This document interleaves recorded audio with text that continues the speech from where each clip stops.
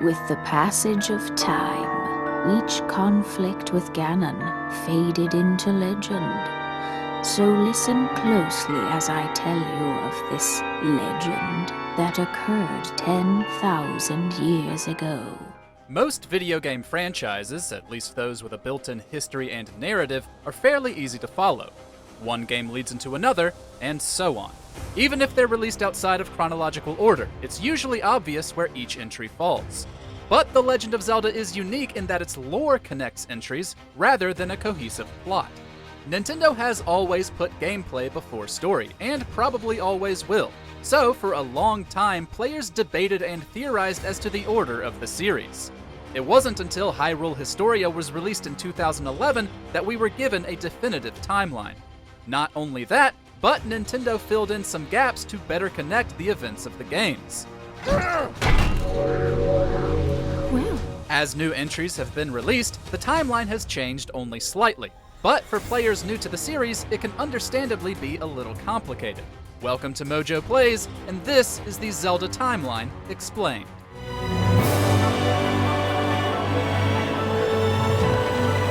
Before we begin, we publish new content all week long, so be sure to subscribe and ring the bell to get notified about our latest videos. In the beginning.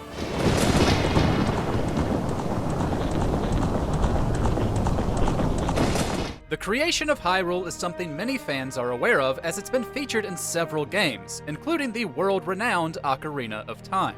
Din, the goddess of power, Nehru, the goddess of wisdom, and Furore, the goddess of courage, came down from the heavens and created life. With their work finished, they ascended, but not before leaving behind an almighty artifact known as the Triforce. Consisting of 3 golden triangles, each representing one of them, it can grant the wish of any who bring together all 3. It's said the place they departed, and where they left this artifact, is the Sacred Realm, a sort of holy land kept separate from the rest of Hyrule. Although, they didn't leave it behind unprotected. They left everything in the hands of another deity named Hylia. Unfortunately, the creation of this world didn't only spawn good people and creatures. Demons soon rose, led by their king, Demise. Seeking the Triforce as the ultimate power, Demise waged war against Hylia and her citizens. Thankfully, they were strong enough to win and seal the Demon King away.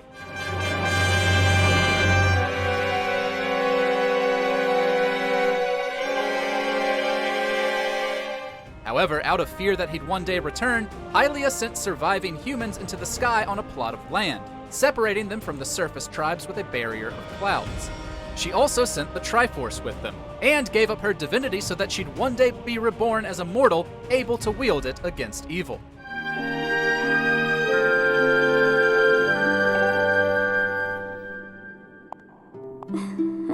These are the events that set up Skyward Sword, the first chronological entry in the series. When the game opens, descendants of those humans Hylia sent to safety live on the floating island of Skyloft. This version of Link, prophesied to be the goddess's chosen hero, earns his knighthood and is best friends with the daughter of his headmaster, our first incarnation of Zelda.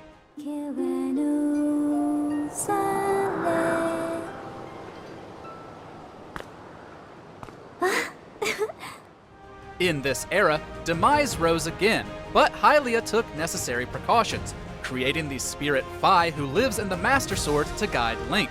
She also left a trail of breadcrumbs for him in order to power up the future Blade of Legend. Demise had his own weaponized spirit, however, in Girahim, who hunted the reborn Hylia throughout and used Zelda as a sacrifice to bring his master back.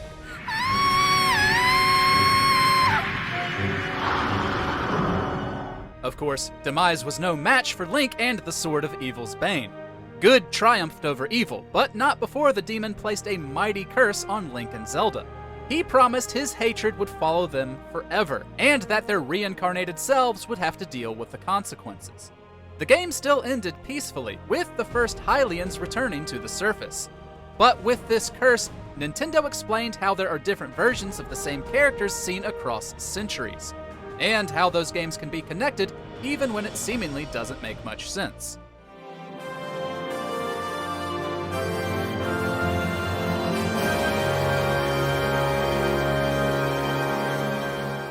From there, we must look to Hyrule Historia. The next important event in the timeline was another war over the Triforce. Rauru, the Sage of Light seen in Ocarina of Time, created the Temple of Time as an entrance to the Sacred Realm and sealed it to keep the Triforce safe. After the kingdom was officially established, Hyrule Castle was built around this temple so that the royal family could keep an eye on things.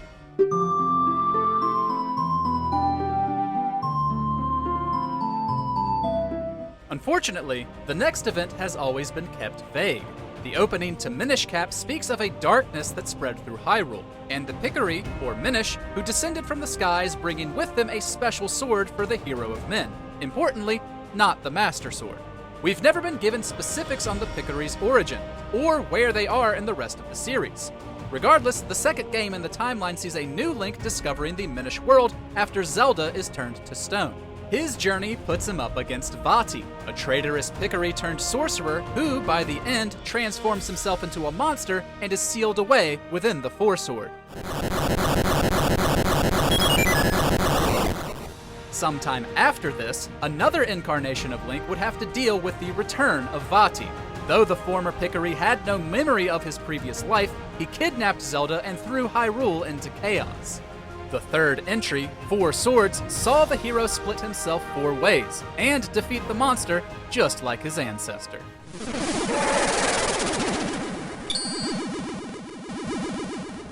Long after the hero of the Four Swords sealed Vati away, a civil war burned through Hyrule.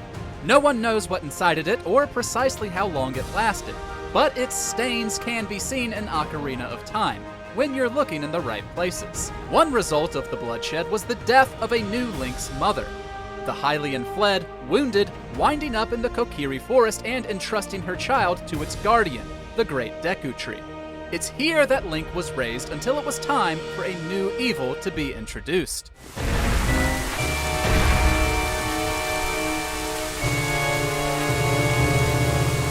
Although Vati was a powerful personification of Demise's curse, what came next was monumental. In order to open the Temple of Time's door, Rauru had given several keys to the different tribes of Hyrule, including the Kokiri.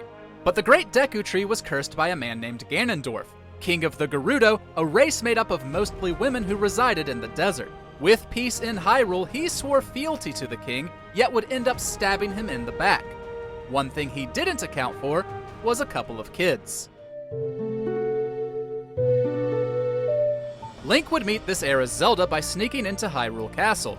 An alliance between the two would eventually lead to Link gaining the Master Sword and finding the Sacred Realm. Unfortunately, he'd be stuck there for 7 years, with Ganondorf able to enter after him. Still, hope wasn't lost. Ganondorf was only able to steal the Triforce of Power, while Wisdom went to Zelda and Courage went to Link.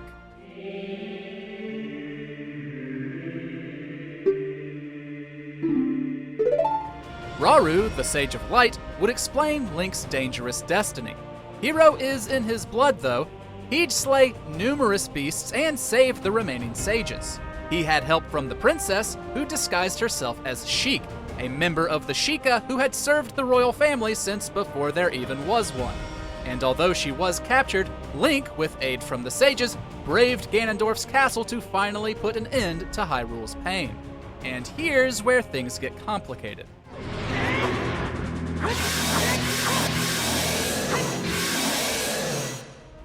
The Fallen Timeline.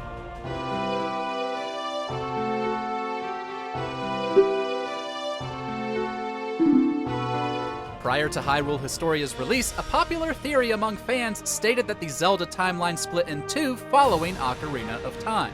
One where Link was sent back in time by Zelda to relive his childhood, and the adult era he left behind. But Nintendo surprised everyone by stating that it actually split in 3. The first split we'll be talking about is the Fallen Timeline, in which Link is defeated by Ganondorf. If that were to happen, the Gerudo King would gain the full Triforce and transform into his own Demon King, a boar-like monster known as Ganon, and bring further ruin to the Kingdom of Hyrule.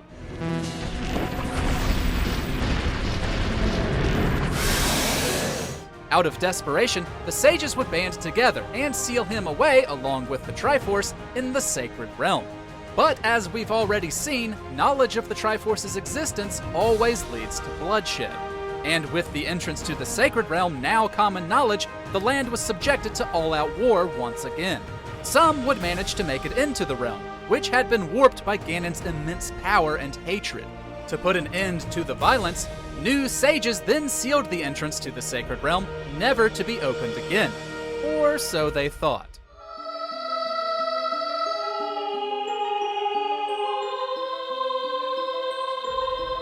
In A Link to the Past, the first entry in the Fallen timeline, a new iteration of the hero rose to defeat Aghanim. This mysterious sorcerer kidnapped descendants of the sages, sending them into the Sacred Realm, here referred to as the Dark World. As we'd find out, he was an offshoot of Ganon, sent forth to break the seal on the realm so that the Demon King could return. Thankfully, there were no branching paths here. Link traveled to the Dark World and was victorious over Ganon.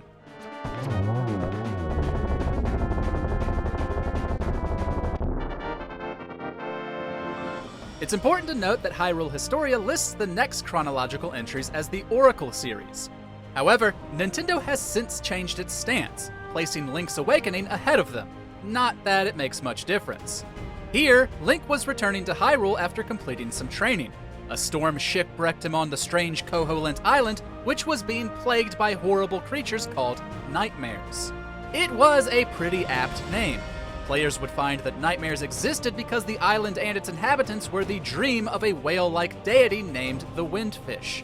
The final boss could even see into Link's past, taking on forms of Aghanim and Ganon as they fought.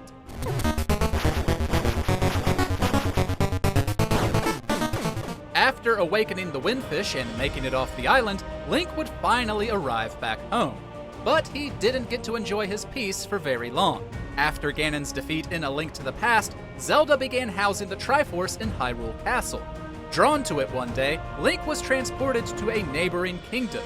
If you played Oracle of Seasons, it was to Holodrum.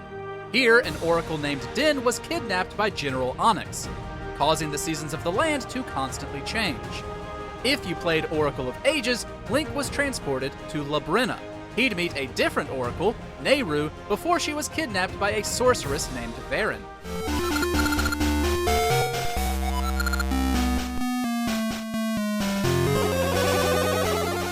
This would cause chaotic changes to the flow of time. However, if you played both and linked your save files, you'd learn Kume and Kotake were pulling the strings of the villains.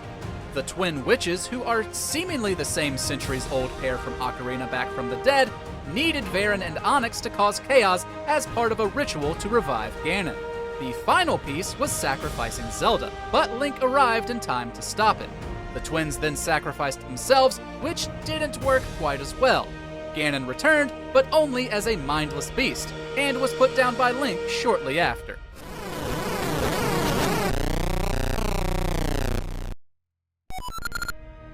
This version of Link spanned 4 games, but the Fallen timeline has far more entries than the other 2. After some time passed, a new incarnation of the hero worked as a blacksmith's apprentice in A Link Between Worlds. The game showed the existence of Lorule, a kingdom from an alternate dimension that mirrored Hyrule, but whose Triforce had been destroyed by its rulers to avoid war. Due to this, the kingdom fell into ruin, and its princess Hilda sent Yuga into Hyrule to steal theirs. Of course, he had ulterior motives of sacrificing the descendants of the sages to resurrect Ganon, but Link, like always, put a stop to both of them.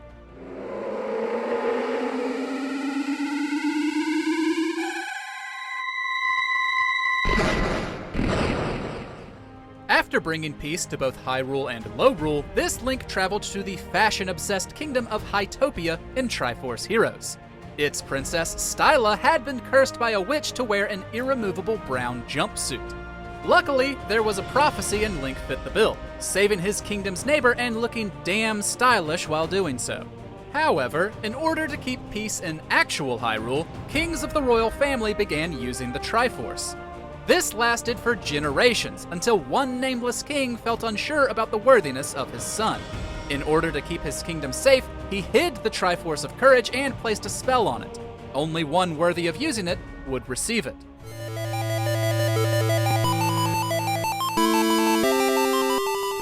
Turns turns out the king was right about his son. After the boy took over, the Triforce of Courage didn't reveal itself to him. Suspecting his sister Zelda might know something, he interrogated her alongside one of his closest advisors, a wizard who placed a powerful sleeping curse on her. Unfortunately, the wizard died shortly after, and the young king was left alone with his guilt. He placed his sister on an altar with hopes that she'd one day wake up, and decreed that all women born into the royal family would be named after her. Try though he might to lead his kingdom, it fell into disarray without the full Triforce.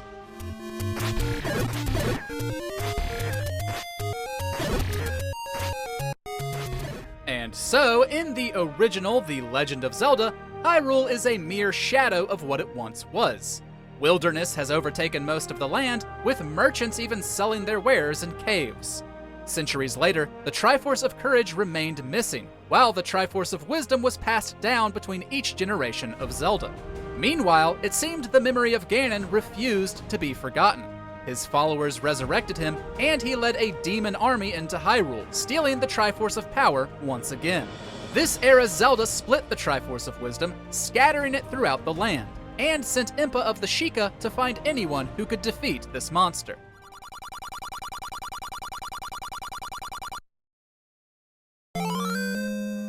And find him she did. A new Link traveled through Hyrule, slaying monsters and gathering trinkets just like his forebears. With the Triforce of Wisdom, he destroyed the Demon King, but he didn't destroy all of his followers.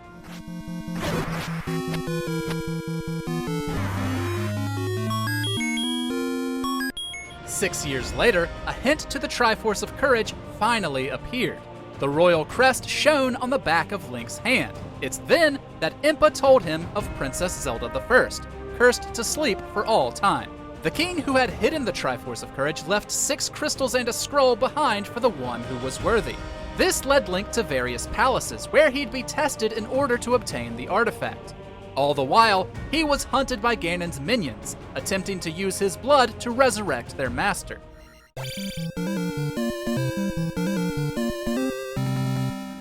But they all came up empty-handed. With the entire Triforce whole once again, the sleeping princess awoke and peace was restored to Hyrule. And as far as this timeline is concerned, it stayed that way.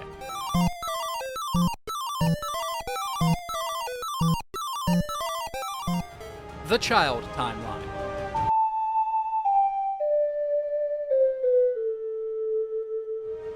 Let's rewind. The Child Timeline refers to the branch where Link returned to his childhood after Ocarina of Time. At the end of the game, young Link goes to visit Princess Zelda again, but this time tells her of future events. In order to stop Ganondorf from entering the Sacred Realm, she entrusted Link with the titular Ocarina and told him to leave Hyrule.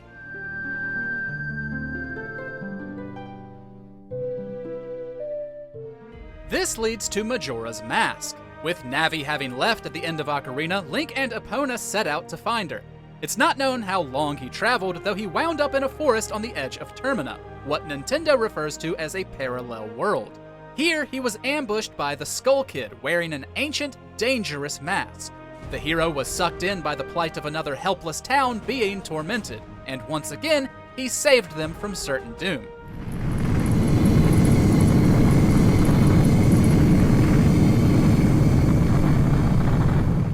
Meanwhile, back in Hyrule, Ganondorf still needed to be dealt with. It's unclear how soon Zelda was able to act, but at some point in the future, Ganondorf was captured and executed for his crimes. Or at least that was the plan. The sages took on the duty of the thief's execution, but were surprised to find the Triforce of Power had manifested within him despite him never entering the Sacred Realm.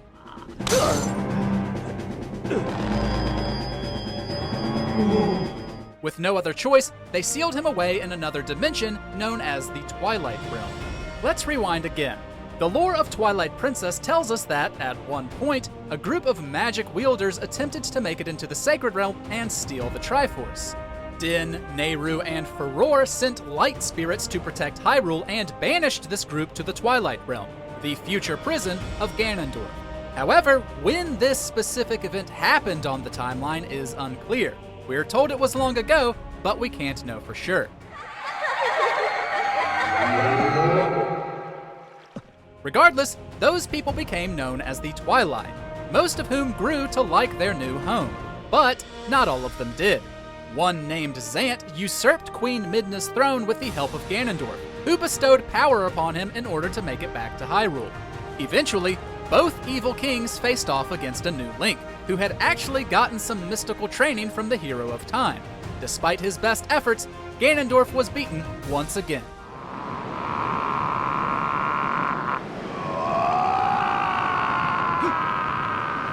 The child timeline would know harmony for several centuries, until the events of Four Swords Adventures. Although Ganondorf had been permanently vanquished, Demise's curse can seemingly never be stopped. The thief was reborn in the Gerudo tribe once again. Just like his ancestor, he craved power, stealing a magical trident from his people. He then orchestrated the return of Vati, who had been slumbering within the Four Sword and Hyrule Castle's elemental sanctuary. As this place, just like the Pickery, cannot be seen by adults, Vati had been stuck forgotten for hundreds if not thousands of years. However, with the Four Sword, this incarnation of Link put an end to the monster for good. Although Ganondorf had been transformed by the Trident into the monstrous Ganon just like the other one, the hero of Hyrule was still victorious. This Ganon took Vati's place, sealed within the Four Sword, marking the end of this timeline for now.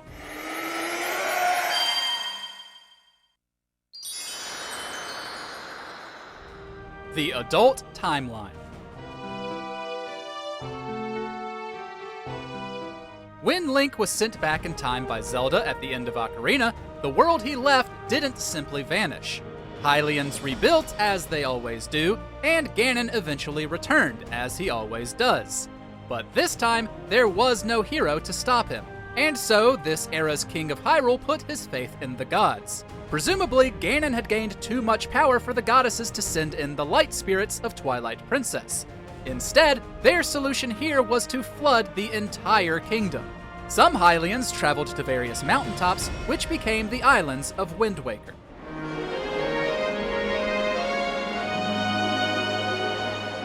Hundreds of years later, a new Link was born on Outset Island, where tales about the Hero of Time were passed down for generations. Those tales would soon become his new reality. Ganondorf would return from the bottom of the ocean, ready to wreak havoc against all who opposed him.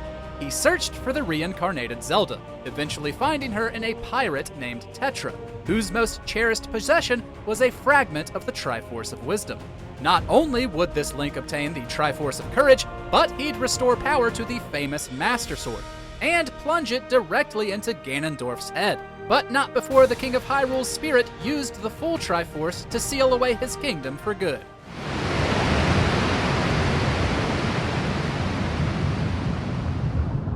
Afterwards, Link and Tetra would set out to discover a new land. In Phantom Hourglass, the duo were sidetracked by Bellum. This squid-like monster terrorized the islands of the Ocean King and kidnapped Tetra, and so Link was forced to intervene. Despite the delay, Link and the pirates eventually discovered a new continent, dubbing it New Hyrule.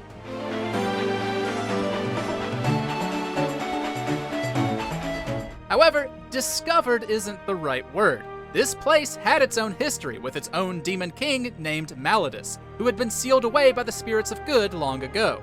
How New Hyrule's history and lore connects to the rest of the series is unclear, but a century after Phantom Hourglass, a new Link works as an engineer for the royal family. That is, until one of Zelda's advisors stabs her in the back, removing her soul and stealing her body as a vessel for Malladus, whom he planned to resurrect.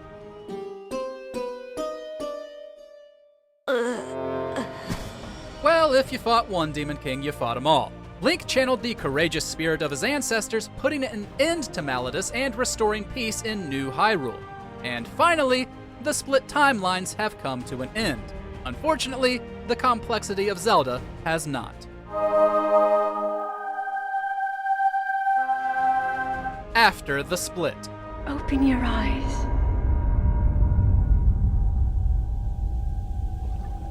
Wake up, Link. Excuse us for the obvious pun, but Breath of the Wild was a breath of fresh air for the series. It revitalized the traditional gameplay and structure. What it didn't do, however, was make its placement in the timeline clear. Its lore concerns an event that occurred 10,000 years prior, when a beast known as Calamity Ganon first reared its ugly head. Hyrule banded together, with 4 champions piloting powerful divine beasts against his armies.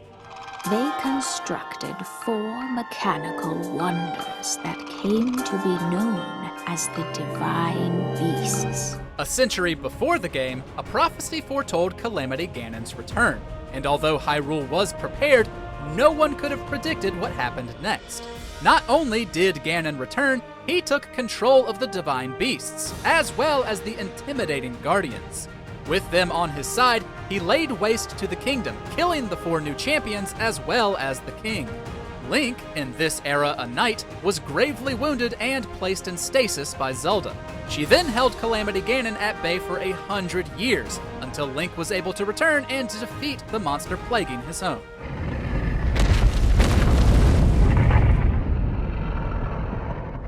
Following its release, Nintendo stated Breath of the Wild takes place at the end of the timeline. However, which of the 3 timelines is up to interpretation, or it could simply be at the end of all of them as an inevitability. It's obvious by now that Nintendo only released an official timeline because fans wanted an answer. For a long time, a branching narrative connecting all of them likely wasn't considered. Breath of the Wild's placement may be vague, like some other elements of the franchise's history, but with Tears of the Kingdom on the horizon, its placement and history might become clearer. But that's another video for another day. You are our final hope.